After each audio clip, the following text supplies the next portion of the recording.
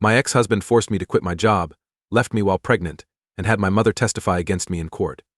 My mom discovered he photoshopped bogus proof years later. I've had a rough couple of years, but I'm recovering this year. No one to aid me has made it hard. I blame my ex-husband, who devastated my life and left me a year ago.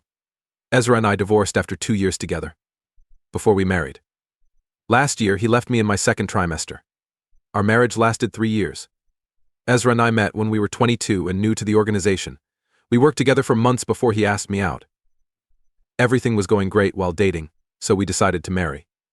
I guess he forgot about me since he knew I was married and dedicated to him. Everything went wrong after that. He first wanted me to quit my career to care for him full-time. Family. Though afraid, I did it since my mother was a psalmist and my father had always respected her. Ezra wasn't like my dad, but I didn't know. After I stopped my job, we had money issues within 6 months. He and I were commission-based salespeople. I doubt he was doing well. I attempted to push him into working again, because we were experiencing money problems, but he got haughty and stated I didn't believe him, to know and manage money alone. He told me to focus on tasks, not money.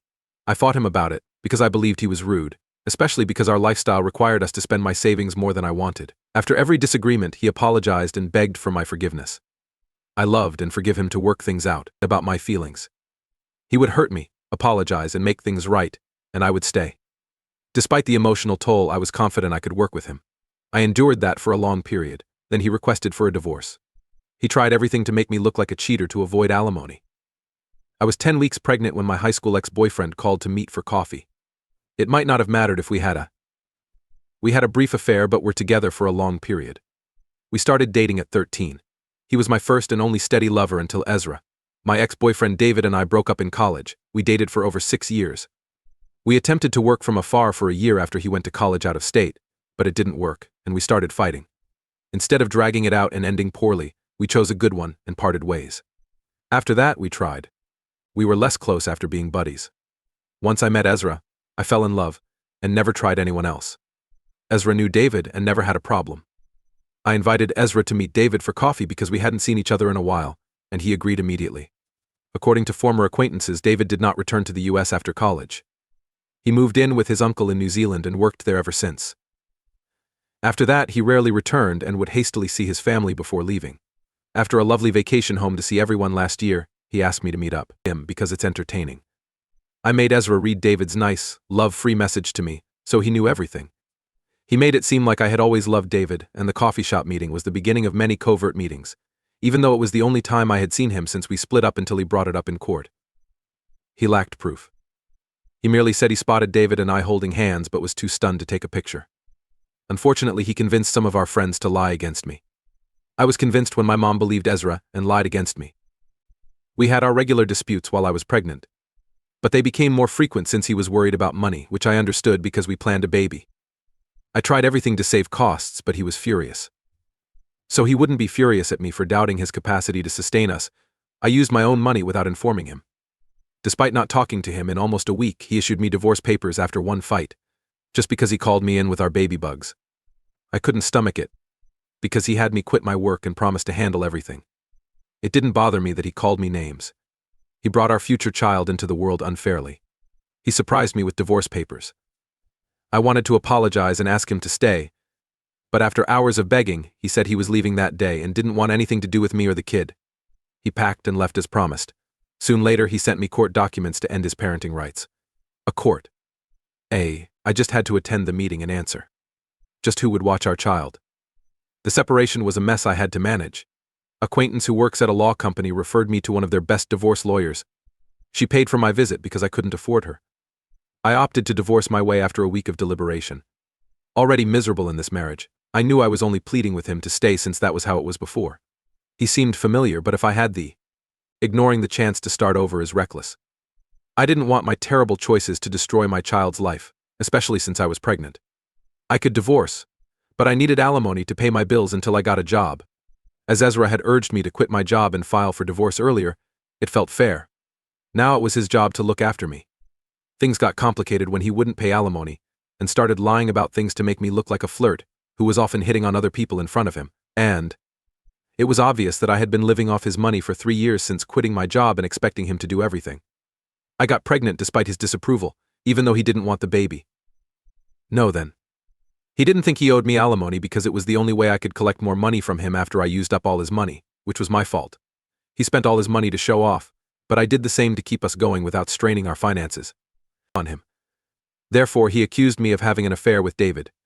He had seen us together and forgiven me to make things work, but now he couldn't. It got messy and bad. I convinced my buddies to testify in court to help me. However, he had his cronies ruin my reputation by portraying me as a gold-digging flirt. David testified that he had only been here for a month before returning to New Zealand and had only seen me once. I guess Ezra was right, we lied. He reached my mother eventually. My mother testified that I was undoubtedly having an affair with David since I had always admired him, and, as far as she knew Ezra, this was the final blow. He would never hurt me, therefore I probably lied. I didn't get alimony and my mom stopped talking to me afterward. I'm delighted his rights were taken away because I wouldn't want him to be my son's father and avoid being responsible. At least I get kids. Please assist however little. I knew I wouldn't get aid after the breakup. Without crying over spilled milk, I looked for work immediately away. My divorce was finalized a month after my son was born. Because I was extremely pregnant throughout the divorce, no one would hire me, so I lived with a friend who found me a lawyer and covered my bills. I returned to work a month after having delivery. Without a good salary, I left my friend's house for the first few months. But I did. Savings allowed me to move into a small room. I've struggled, but my friends and family have helped me juggle job and motherhood. I've always felt horrible about leaving my son with others while I work, but I had to. To compensate for my guilt, I spent a lot on my son's first birthday celebration next week. Several coworkers, all my friends and relatives who have helped me will attend. It will be expensive, but I started a new job 2 months ago that pays more, so I can indulge myself sometimes. Anyway, I've started paying off my bills, so I figured I could spend some on my son. My mother learned of my child's birthday celebration while furious she wasn't invited. This surprises me because she is the reason I strive so hard to give my child a great life. After unblocking me, we communicated on social media a few days ago. But she didn't apologize. She acted immediately. Despite being the grandma and possibly the only grandparent at my son's birthday party, as my in-laws don't talk to me, and my dad died a few years ago, my grandmother felt privileged and furious by not being invited. She demanded I ask her since I was hurting her grandchild. She kept hunting for invitations. She told me she wanted to be more involved in her grandson's life and would no longer tolerate my hubris. I was shocked, she said it after everything she'd done. Ezra pushed her, and she testified against me, lost salary, and shut me off from traveling. I don't understand how she was pushed to testify against her daughter.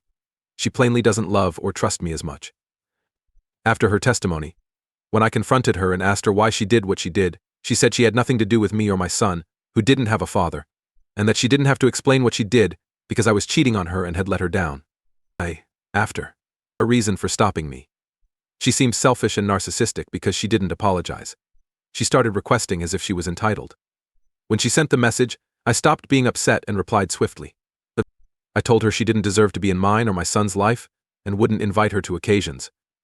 Our struggles over the past year are mostly due to her. She must leave since she can't improve our lives. After blocking her, I assumed it was over. Now she's calling all my friends, family, and even some schoolmates to want me to talk to her again so she can explain what she did. Everyone she talks to apologizes for her treatment of me. She even apologized for her tone and recent message. She only had to give me one chance to talk to her and tell me everything before I could decide if I wanted her in my life. I don't want to let her apologize. I didn't want to hear her reasoning because I thought no reason could damage my motherhood. I haven't replied to anyone since I'm not sure what to say. Telling them can come across as cold. Please don't ask my mother why she testified against me throughout my divorce. The initial update states I won't change my mind. I pondered hard but couldn't forgive her. She did something terrible, and I informed all my friends and family I won't be friends with her. She's been contacting others. The letter was appreciated. But I don't want to know her. If she approaches them again, I want them to block her because they don't need to be involved, and I don't understand why she's dragging them into it. I'm thinking about it since it's been a few days and my son's birthday is in 2 days. I've arranged everything, just a few last-minute things. Still trying to stay active. That's probably bad thinking. Yes, I know. I can't afford or find time for therapy right now. Maybe when I have more money saved, I may engage an expert to assist me sort things out, but for now I'll keep doing what's working. Anyway, enough. I appreciate everyone who read and commented on my piece. Everything helped and made me feel better. Update 2: my son's birthday was 2 months ago. When I advised everyone to ignore my mom's texts, they obeyed, and she hasn't called. I haven't attended any family functions this year due to my busy schedule. Nobody complained since everyone knew why. I finally took time off last week to attend my cousin's engagement celebration with my toddler. After over a year, I saw my mother. Though surprised, I ignored her as they left my store and continued my day.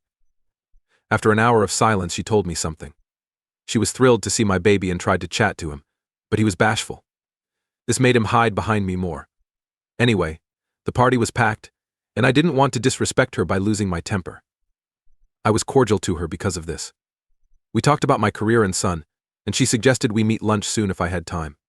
She comforted him again. I knew she had much to say about everything. So I told her I was delighted she was attempting to apologize, but I didn't want that for myself. I ended our conversation and departed. To my surprise, she was courteous and didn't disturb me again. I'm thinking about her because I'm not sure I'll forgive her after hearing her out. I want to hear it. No thoughts of mending our relationship, I just want to meet her and hear her out. Since meeting her, I've thought about it and told a few people. They suggest I talk to her to find out what happened and find peace. They think I'll benefit. I decided to call her after unblocking her yesterday and suggest we have lunch after much consideration. My boy and I won't come since I'm unsure. I don't want her to connect with anyone or anything unless I forgive her. I returned from lunch with my parents 2 hours ago. There's plenty to understand. Once in the restaurant, she thanked me for arriving. Next, we ordered food. She immediately told me that Ezra had visited her last year and shown her tapes and images that made her think I was cheating on him with David. He then showed her a photo of David bragging about stealing his money and moving in together. He told my mom he hadn't told his lawyer because he didn't want to make me look bad since he still loved me. But I guess he didn't because it was all made up. It's photoshopped and fake. My mother accepted that as proof because she had no other way to verify. She believed it, but the specialists would have discovered the truth. He made her say awful things about me, and she was furious. She became increasingly upset when she heard about her grandson's first birthday. She missed time with me and him because of my faults and infidelity. This is why she seemed cocky when she first messaged me. However, my response made her doubt herself. David proved he had never spoken to Ezra when she questioned if he had texted him. She realized Ezra may have lied. She attempted to phone him. He hung up after she inquired. Then she realized she'd lost it. She attempted to get everyone to talk to me and me to let her through. It was too late. I wouldn't forgive or listen to her. She understood why I didn't want to give her a chance because she said she wouldn't have wanted to hear me out either because this was such a tremendous betrayal. After that, she stopped harassing me. She tried to respect my limits, but she wanted me to know what happened since she finally felt she could help me. Perhaps we could go back to court and force Ezra to pay my alimony since he only got out of it by alleging I cheated on him and lied about everything. We had excellent reasons to want alimony, and she thought she could help. I didn't know how I felt about everything to understand it. I told her I needed time to think. I'll do that now because everything's heavy and I feel uncomfortable. I doubt I can forgive her, because I'm used to being upset at her. Though difficult, I'm attempting to see things from her perspective. I'm not sure if it's worth re-requesting alimony from the court. Not sure what to do. I should think about what to do before doing. Change 4. Hello everybody. My previous post was over 6 months ago. I went back to court for alimony. My mother supported me this time when we had the same talks. I phoned all his pals who testified against him. My first time. I wanted to lie like him. I chose the most emotive card I could. I'm a single mother who is suffering. Because of you people, I only used facts against them, so it wasn't a bot card. I think many of them felt horrible about speaking against me and wanted to convey the truth in my defense. I told Ezra I would settle out of court if he paid me. He consented since he saw no other option, and I'll get checks every month until I get married again. I said I would never marry again to get revenge at him. But I've been chatting to David again. He contacted me to apologize for not telling me about talking to Ezra when my mom inquired. Years earlier, when she was trying to determine if Ezra was lying, he said he wanted to talk to me about it, but the break made it hard. He called me then, and we've talked nonstop. He claims he never went out of love with me, thus he can't commit to anybody else. We're still working things out, but I'm feeling for him again. He wants me to visit him in New Zealand. I may visit shortly. Our negotiations with my mom are going nicely. I'm currently figuring things out alone. I don't know what to do, but being loved is all that matters. My son is my priority now and always.